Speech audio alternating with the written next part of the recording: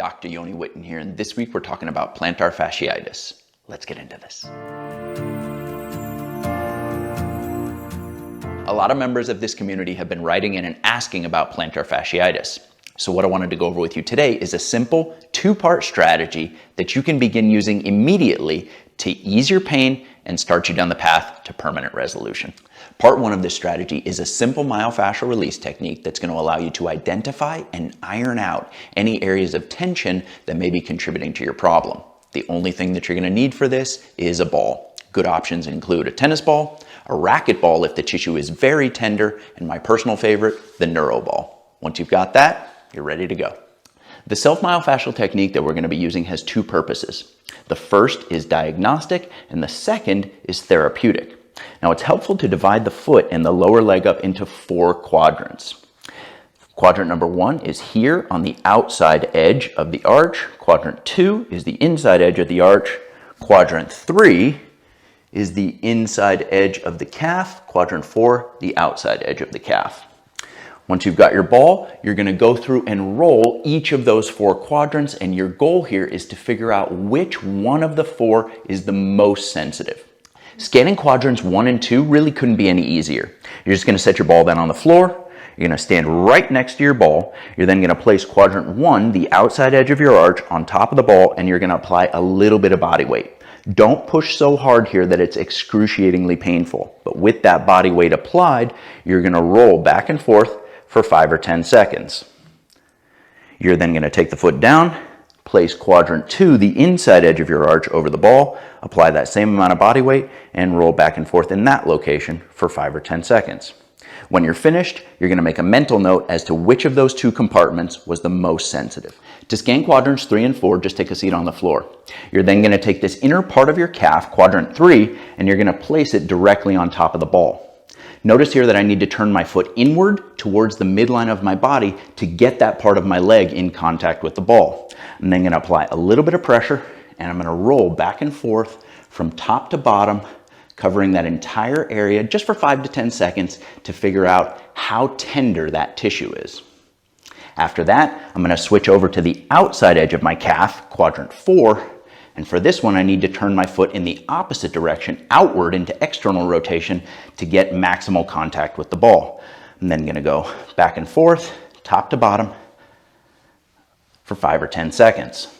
Some people have difficulty getting enough pressure in this quadrant 4 position, and so you do have the option of adding your other leg on top, which will provide more than enough pressure to figure out how sensitive that tissue is. Once you finish with that, just make a mental note of which quadrant was most sensitive. Now, this is the neuro ball, and this is my favorite tool for doing this scan and the self-myofascial release because it has this really nice, spiky, but soft texture to it.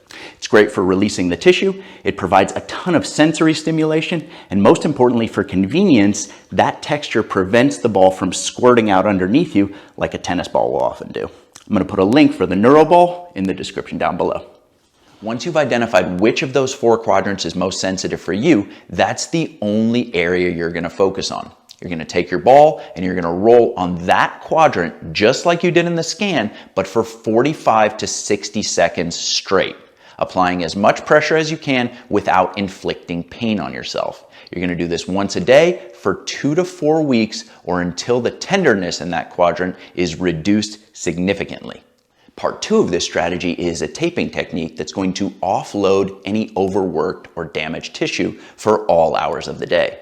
Now, not only is this going to help relieve your pain and make you feel better, but it's actually going to speed up your healing process. The only thing that you're going to need for this is a roll of rock tape and some scissors. The most important thing for any tape application is to make sure that your skin is properly prepped.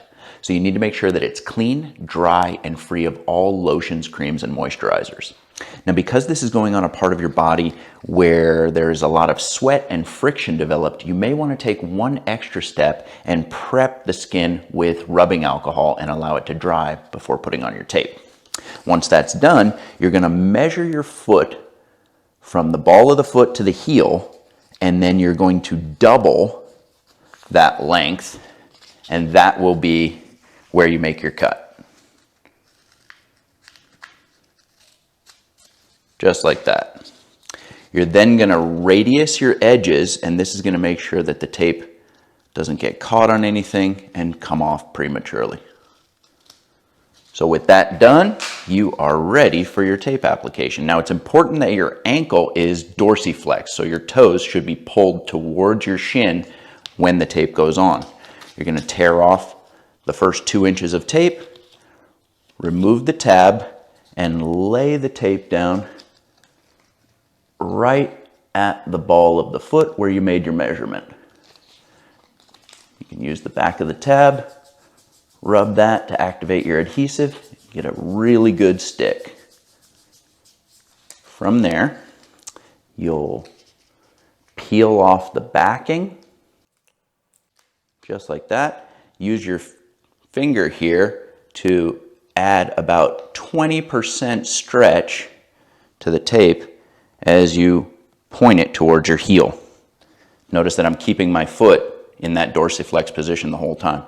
Once you're attached at the heel, make sure that there's no bubbles in there, and then you're gonna stick that tape down, just like that.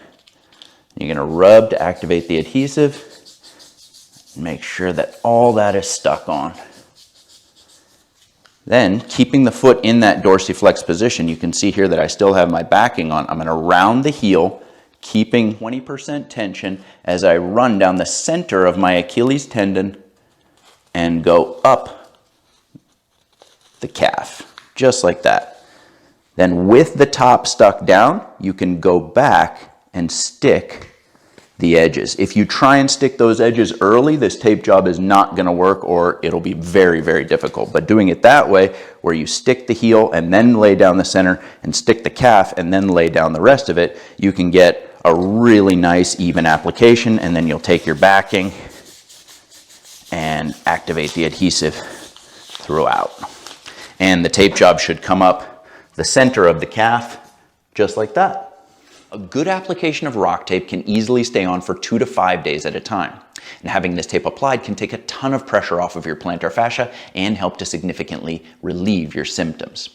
In the early stages when I'm working with someone with plantar fasciitis, it's not uncommon for me to keep that tape applied 24 hours a day, 7 days a week for 2 to 3 weeks straight. The topic for this video was a suggestion from viewers just like you. So if there's a specific pain, posture, or rehab related topic that you want to know about, leave a comment in the section down below. I'm also going to put down in the description links for the NeuroBall and for rock tape, but before you head over to pick those up, give this video a like and subscribe to the channel so that you're updated every time a new video comes out. That's all for now. See you next week.